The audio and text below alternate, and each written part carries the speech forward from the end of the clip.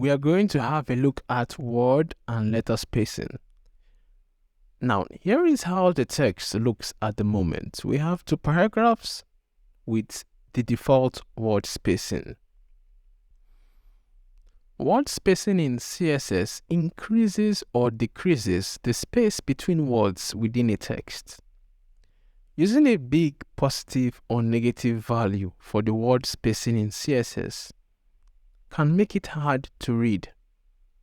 If you use a big positive value, the words will be spread out too much. Now, the text will look like separate words instead of a sentence, and you don't want that. If you use a big negative value, the words will be too close together, and you wouldn't be able to see the start or end of each word. The right amount of word spacing depends on the font you use. Different fonts have different widths, so you have to choose the right word spacing for each font to make the text look clear. At the end, there is no one value that works for all fonts, and you have to figure it out. In our example here, we use 30 pixels to show how it will affect word spacing in our paragraph. We also have another property called letter spacing.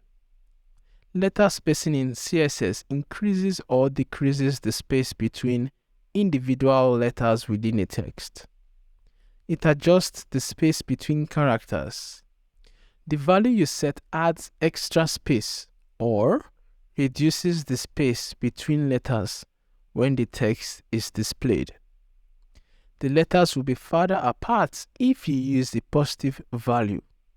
If it's a negative, they will be closer together. In our example, we use a letter spacing of 10 pixels. We can see the combined effect when we apply both letter and word spacing. This is just an example. When you use it, you should use it in amounts that will make the text easy to read.